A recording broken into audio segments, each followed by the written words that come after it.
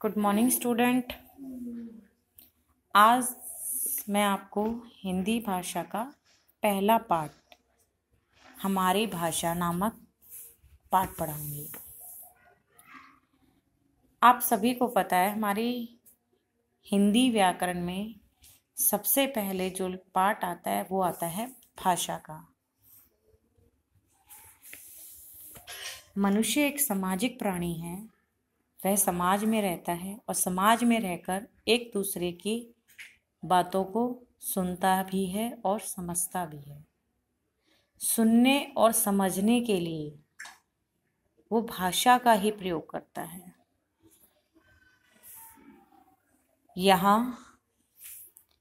पाठ में इस चित्र के माध्यम से आप देखिए कि किस तरीके से मानव एक दूसरे की बातों को समझता है और समझाता है। पशु पक्षियों की भी अपनी एक भाषा होती है जिसके द्वारा वो अपने विचारों को दूसरों तक पहुंचाते हैं और उनके विचारों को स्वयं समझते हैं।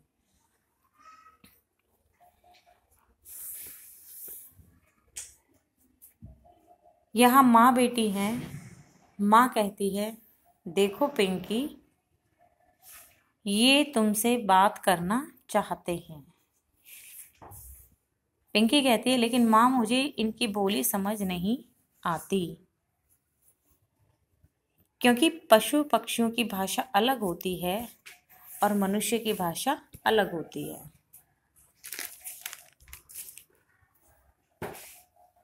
पशु पक्षी की अपनी बोली होती है जिसे वे ही समझ सकते हैं। हम उनकी बात नहीं समझ पाते क्योंकि पशु पक्षी की बोलियां या आवाज़ें होती हैं, भाषा नहीं होती।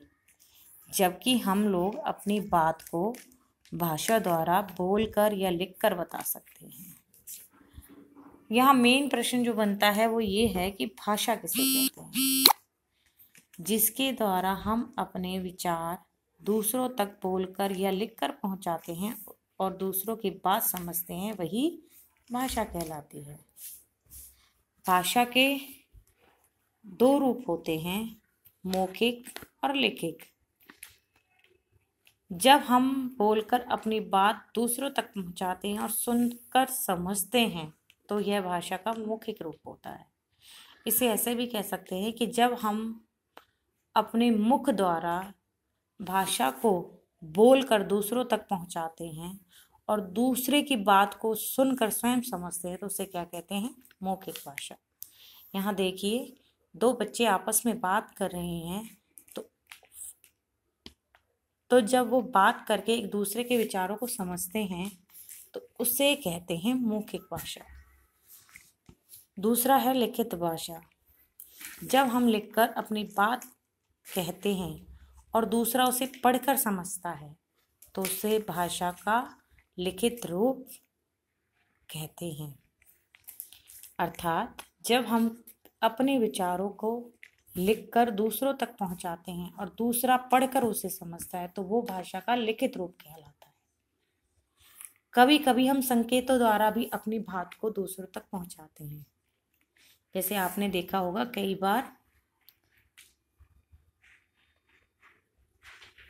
जब क्रिकेट के मैच में कोई आउट होता है या कोई संकेत देना होता है तो हाथ के इशारों के द्वारा संकेत दिया जाता है। तो भाषा का कौन सा रूप कहलाता है? सांकेतिक। ये भाषा के मुख्य रूप के अंदर नहीं आता क्योंकि ज़्यादातर हम अपने दैनिक जीवन में दो ही रूपों का प्रयोग करते हैं, मौखिक और लिखित।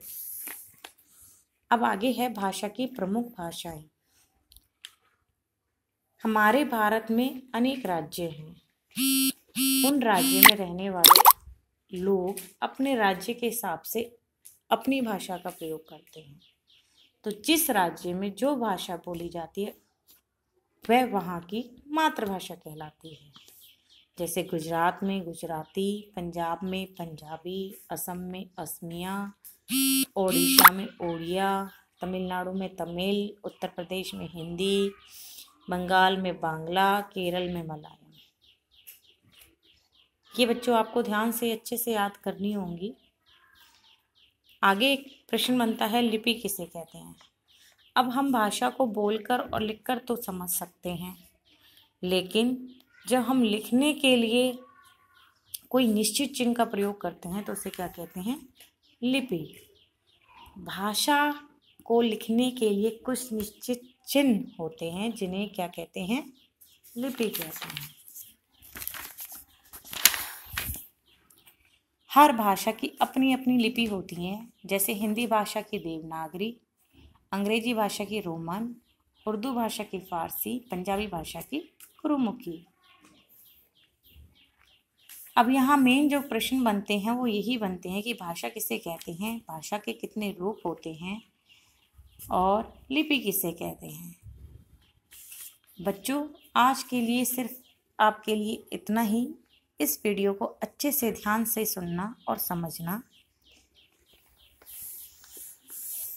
शुभ प्रभात।